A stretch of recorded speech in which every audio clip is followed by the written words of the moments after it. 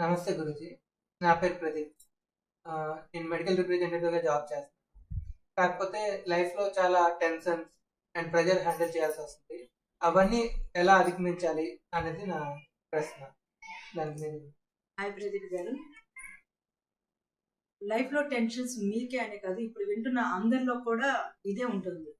కోపము, భయము, బాధ, లేదా ఎక్సైట్మెంట్, టెన్షన్, లేదా ట్రామా, ఇలా ఫీల్ అవుతూ ఉన్నారు. ఇది ఎందుకు వస్తుంది అంటే అవసరానికి మించి ఒకటే విషయం ఆలోచించడం వల్ల మాత్రమే. ఆలోచన అన్న విషయం తెలుసుకొని ఆలోచన ఎప్పుడు ఎలా ఆలోచించాలి, ఎంత గతంలో దీనికి సంబంధించి నేను కొన్ని ఆడియో వీడియోలు చేశాను. నేను మళ్ళీ దీని గురించి ఈరోజు ఇంకొకసారి మీతో చెప్తాను. ఏదైనా విషయాన్ని ఎంత క్వాలిటీ, ఇప్పుడు ఒక ఇంత కప్పులో మనం ఇన్ని పాలు పోయలేము కదా. ఒక ఇంత ఫుడ్ క్వాంటిటీలో ఇంత క్వాంటిటీ మనం ఫుడ్ పెట్టలేము కదా. ఒక ఏదైనా దానికి మించి మనం చేసేటప్పుడు ఏమవుతుందంటే మనం దాన్ని టెన్షన్గా ఫీల్ అవుతాం.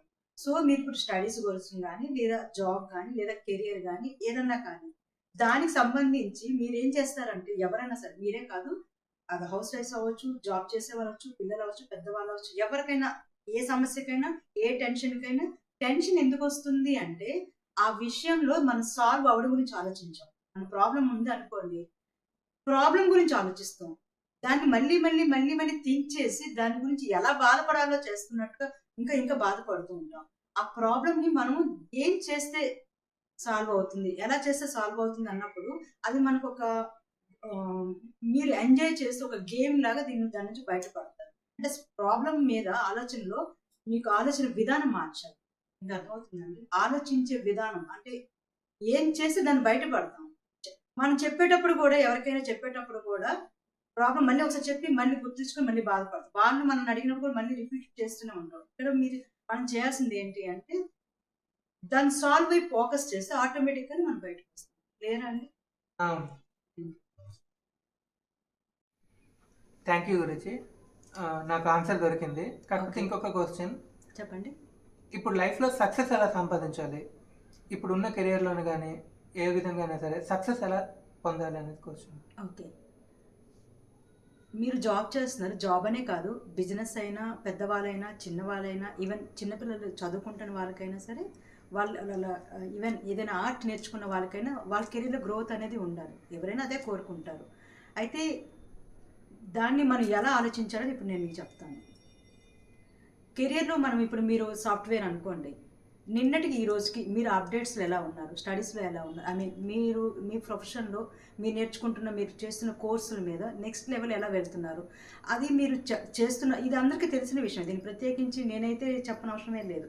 ఇక్కడ చేసేటప్పుడు ఏం ఏం చేస్తున్నారంటే దీన్ని మీరు కొత్త విషయం నేర్చుకోబోతున్నాను, ఒక కొత్త పాయింట్‌ని నేను పొందబోతున్నాను, లేదా దీనికి ఏం చేస్తే మీకు ఆ హ్యాపీనెస్, జోష్ వస్తుందో చేసేటప్పుడు సహజంగానే ఉత్సాహంగా చేయగలుగుతారు. ఇప్పుడు పిల్లలు చదువుకుంటున్నారు అనుకోండి, చదవమంటే వాళ్ళకి ఏమనిపిస్తుంది అంటే ఏం చదువుతాం, వాళ్ళు చదవడానికి పక్కకి వెళ్ళాలని, ఆడుకోవాలనో ఏదో చేయాలని అనిపిస్తుంది. వాటి మీద అంత శ్రద్ధగా వాళ్ళకి అనిపించదు. అలాంటి వాళ్ళు ఆ చదవడంలో ఉన్న హ్యాపీనెస్ని, ఆ ప్రజెంట్ మూమెంట్లో ఉండడాన్ని మనం నేర్చుకోవాలి. అలా చెయ్యాలి, నేర్చుకోవాలంటే ఒకటే థాట్ మీద, ఒకటే ఆలోచన మీద ఫోకస్డ్గా ఉండడం రావాలి. ఇది మీరు ధ్యానం చేసినా, లేదా ఆలోచన విధానం కూడా రావాలి. ఇప్పుడు ఏదో ఒక విషయం పట్ల మనం ఆలోచన చేసేటప్పుడు, ఒక మూవీ అనుకోండి, చూస్తున్నాం అనుకోండి, సహజంగా మనం ఇంకోటి ఆలోచించాం. లేదా పిల్లలు కార్టూన్ అనుకోండి, సహజంగా ఇంకోటి ఆలోచించాం. అదే స్టడీస్ అన్నప్పుడు పక్కకి వెళ్తాం. అదే జాబ్ అన్నప్పటికీ పక్కకి వెళ్తాం. ఎందుకు వెళ్తాం అంటే ఆ చేసే వర్క్ మీద ఇంట్రెస్ట్ కానీ, ఇష్టం కానీ, చేస్తే పొందే విజయం వచ్చేటప్పుడు, సక్సెస్ వచ్చేటప్పుడు మీకు కలిగే ఆ ఫీలింగ్ కానీ మీరు ముందుగానే ఎక్స్పీరియన్స్ అవుతూ ఉన్నప్పుడు మీరు దాన్ని ఫోకస్డ్గా చేయగలుగుతారు. అంటే అది ఒక బాధ్యతగానో, లేకపోతే డబ్బుల కోసమో, లేకపోతే ఇంకోటో కాదు. ఏదైనా మనకి హృదయానికి కానీ, ఆత్మకి కానీ, మన మైండ్కి కానీ ఏంటంటే ఒక కొత్త విషయం నేర్చుకుంటున్నప్పుడు అది చాలా ఉత్సాహంగా ఉంటుంది. చాలా ఎక్సైటెడ్గా, ఉత్సాహంగా, హ్యాపీగా, యాక్టివ్గా కూడా పనిచేస్తుంది. సో దానిలో ఆ జీర్ణ జోష్ని మీరు ఎక్స్పీరియన్స్ చేయాలి. వన్స్ ఎప్పుడైతే మీరు అది చేయగలుగుతారో ఆటోమేటిక్గా మీరు నచ్చుతారు.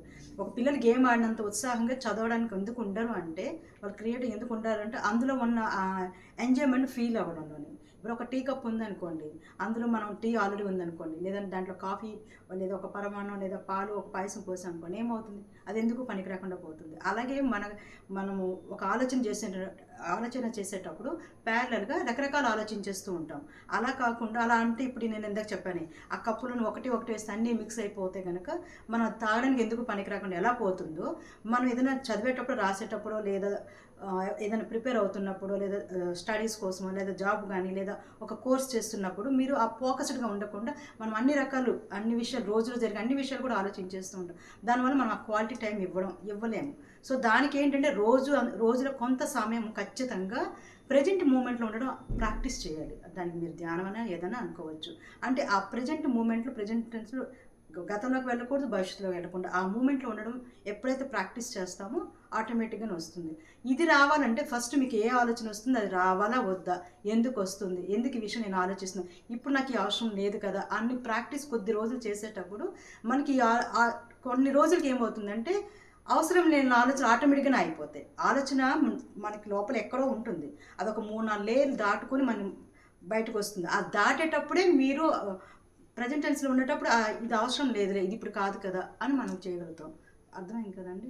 సో మీరు కెరీర్ వైపు కూడా సేమ్ అలాగే మీరు అది ఎందుకు చేస్తున్నారు, ఎలా చేస్తున్నారు అన్నప్పుడు ఇంకొక ఇప్పుడు నేను ఆలోచించకూడదు కదా, ఇప్పుడు నాకు ఈ విషయం అవసరం లేదు కదా అంటే ఏదైనా ఆలోచిస్తే మీ ఎడ్యుకేషన్ వైపు కాకుండా మీ కెరీర్ వైపు కాకుండా ఇంకే థాట్ వచ్చినా ఇప్పుడు కాదు కదా అని మీకు ముందే ప్రాక్టీస్ చేసుకున్నప్పుడు మీ మైండ్ నుంచి ఆలోచన రాకుండా అక్కడ ఉండడం వస్తుంది.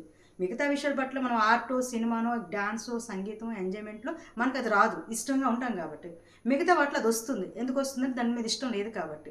ఆ ఇష్టం ఎప్పుడు వస్తుంది అంటే దాంట్ని మీరు ఎంజాయ్ చేస్తున్నప్పుడు అండ్ ప్రజెంట్ టెన్స్లో ఉండి ఎంత ఆలోచన ఏది ఆలోచించడం ఈ రెండు ప్రాక్టీస్ చేస్తే డెఫినెట్గా సక్సెస్ వస్తుందండి. క్లియర్ అండి. Thank you.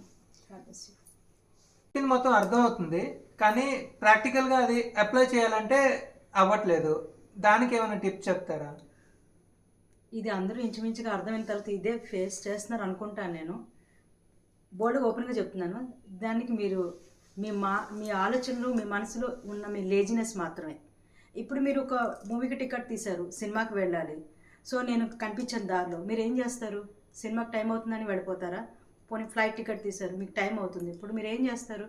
నాతో మాట్లాడి ఫ్లైట్ మిస్ చేస్తారా, ఫ్లైట్ ఎక్కుతారా? ఫ్లైట్ ఎక్కుతాను. ఎగ్జామ్ హాల్కి వెళ్తున్నారు, ఎగ్జామ్ టైం అవుతుంది. సో మీరు నాతో నేను కనిపించాను, మీకు ఎలా ఉన్నారు ప్రతిభ గారు, ఏంటి విశేషాలు అని అడుగుతాను నేను.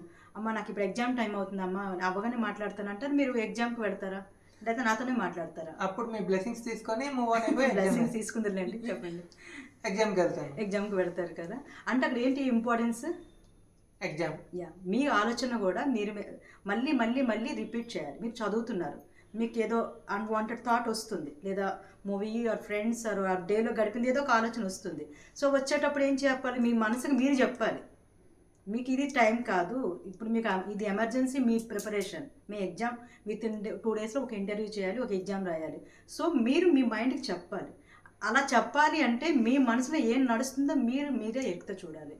మీ మనసును బ్యాలెన్స్ చేయాల్సింది మనసుతోనే, చదవాల్సింది మనసుతోనే, గమనించాల్సింది కూడా మనసుతోనే. మీరు అదే మనసుతో ఎన్ని మల్టిపుల్గా మీరు ఆలోచన చేయగలగాలి. బై ప్రాక్టీస్ డెఫినెట్గా వస్తుంది. మీకు సినిమా చూస్తున్నప్పుడు పిలిచి అమ్మ ఆగమ్మ సినిమా చూస్తుందని చెప్తారు కదా, వెంటనే అమ్మ చెప్పింది కదా అన్నట్టు సినిమా కట్టి వెళ్ళరు కదా, వెళ్ళరా? అయితే సో ఇది కూడా అంతే అండి. సో డౌట్ లేదు. మీకు ఎప్పుడైనా ఏదైనా చేస్తున్నప్పుడు మీ మనసు ఇబ్బంది పెడుతుంటే మీరు బ్యాలెన్స్ చేయాల్సి ఉంటుంది.